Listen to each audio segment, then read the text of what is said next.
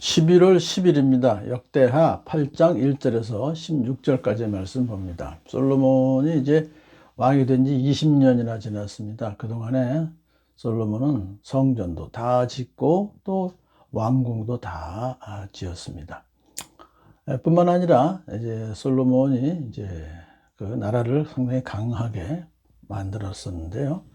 히람에게, 두로왕 히람에게 주었던 땅인데 변방 땅이라 좀 척박한 땅입니다. 그런데 그 성읍들을 다시 돌려받았습니다. 그래서 그대로 내버려 두지 아니하고 백성들이 살 수 있도록 잘 건축을 했어요. 또 하맛소바라는 데 가가지고 그 성읍들을 점령해서 영토를 넓힙니다. 뿐만 아니라 그는 광야에다가 전략상 요충지들을 건축했어요. 그 국방을 튼튼히 하는 거죠. 양곡 저장 성읍들도 만들고 병거 주둔 성읍들도 만들고 기병 주둔 성읍들도 세웠습니다. 그래서 나라 전체적으로 볼 때는 아주 이스라엘 왕국에서 제일 강한 나라, 넓은 나라를 만들었습니다. 그래서 이렇게 표현합니다. 솔로몬은 예루살렘과 레바논과 그가 다스리는 모든 지역 안에 그가 계획한 모든 것을 다 만들었다. 얼마나 잘 만들었겠습니까? 이러한 큰 공사를 하기 위해서 솔로몬은 이스라엘 백성들은 부리지 않고 가나안 족속 중에서 살아남은 사람들을 노예로 사용해서 그들을 강제 노동시켰다. 그래요.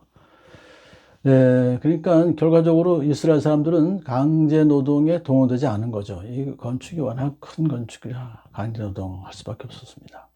이러한 조치는 솔로몬이 어떤 것을 지켰냐 하면 동족을 종으로 부려서는 안 된다라고 하는 율법의 가르침을 따른 것입니다. 뿐만 아니라 이렇게 가나안 족속들을 종으로 삼은 것은 창세기 9장 26절에서 가나안을 종으로 삼아서 셈을 섬기게 할 것이다. 그랬어요. 그러니까는 이제 셈족인 그 이스라엘 백성들이 가나안을 종으로 삼은 거, 이것은 성경적이다 하는 것입니다. 자, 그 다음에 이제 또 이렇게 기록하고 있습니다. 솔로몬이 바로의 딸을 위한 궁을 다윗 궁에서 멀리 떨어진 곳에 따로 세워주었다. 왜냐하면 그곳은 거룩한 언약궤를 모신 거룩한 곳이므로 이방인 아내가 거기에 살면 안 된다고 생각했기 때문이다. 그 당시로 봤을 때는 이집트가 훨씬 더 큰 나라죠. 이스라엘보다. 근데 큰 나라에 참 바로의 딸을 이렇게 자기 아내로 맞아들인 것은 외교적으로 상당히 아주 굉장히 그 국격을 높인 결과가 돼서 좋죠. 그런 정략 결혼이 나중엔 결국은 솔로몬 왕의 말년에 이스라엘 백성들이 우상 숭배에 빠지게 하는 원인이 되는데 역대하에는 그걸 기록이 안 되어 있고요. 11개상에만 기록이 되어 있어요. 11개. 그러니까 역대기 기자는 부정적인 것은 언급하지 않고 가급적인 긍정적인 면에 있는 것들만 이렇게 언급해요. 그런데 이제 또 하나 바로의 딸을 결혼을 했는데 국격을 높였는데 그런데 그녀의 궁을 언약궤가 있는 성전에서 멀리 떨어져서 만들었다 하는 것은 이스라엘 백성들에게 하나님을 더 잘 섬기도록 하는. 그러니까 이것은 이런 또한 긍정적인 것을 강조했다고 하는 것은요. 이제 바벨론 포로 생활에서 귀환한 이스라엘 백성들에게 희망을 주고, 야, 우리도 과거에 굉장히 큰 훌륭한 나라였었구나. 그런 희망을 주고, 그리고 하루속히 신정국가로서의 그 면모를 다시 세우도록 하는 꿈을 이제 갖게 하기 위한 것이다. 그렇게 이해할 수 있습니다. 이제 그것을 우리가 더 잘 알 수 있도록 하는 것은 솔로몬이 율법에 정한 모든 그 신앙생활을 잘했다. 율법을 잘 지켰다는 걸 강조했어요. 솔로몬은 주님의 제단에서 주님께 번제를 드렸고 안식일과 세 달과 세 절기, 안식일, 무교절, 칠칠절, 장막절에 아주 철저하게 모세가 명령한 제사의 일과를 그대로 하였다. 율법을 철저히 지켰다. 뿐만 아니라 솔로몬은 이제 아버지 다윗이 정한 법도 철저히 지켰다. 율법과 별도로. 그건 좀 다른 면에서 또 이제 그 성전에서 어떻게 찬양들 만들고 뭐 그런 여러 가지 것이죠.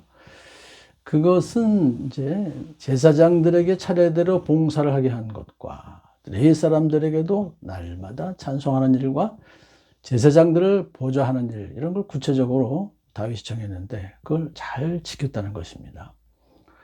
온갖 일을 다윗이 명령한 대로 따랐다. 이런 것은 보면은 결국은 하나님께서 주신 율법과 또 사람을 통해서 하나님의 뜻을 나타내신 그 계시들도 잘 존중해야 되겠다 하는 걸 볼 수 있어요. 그러니까 우리가 모세의 율법, 모세 오경만이 아니라 요한계시록까지 모든 성경은 하나님의 영감으로 된 것으로서 교훈과 책망과 바르게 함과 의로 교육하기에 유익합니다. 그러니까 다 유익하다 하는 것을 여기서 보면서 이제 모세 오경만이 아니라 다른 것들도 지키도록 하는 것이죠. 또한 이것은 아들 솔로몬이 아버지 다윗을 잘 존경했다, 섬겼다, 순종했다 하는 모습도 보여주기 때문에 귀한 교훈이 되는 것입니다. 자, 이제 8장 16절은 이렇게 말합니다. 주님의 성전이 비로소 완공되었다.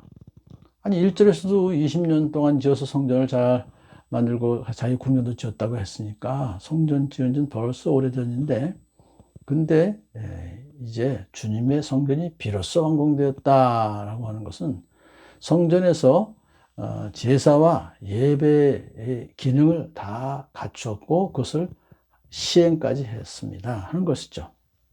그러니까 이제 온전한 제사와 예배가 계속해서 이루어질 수 있도록 하는 것, 이것을 비로소 완전히 성전 공사가 끝난 것이다, 그렇게 하는 것입니다.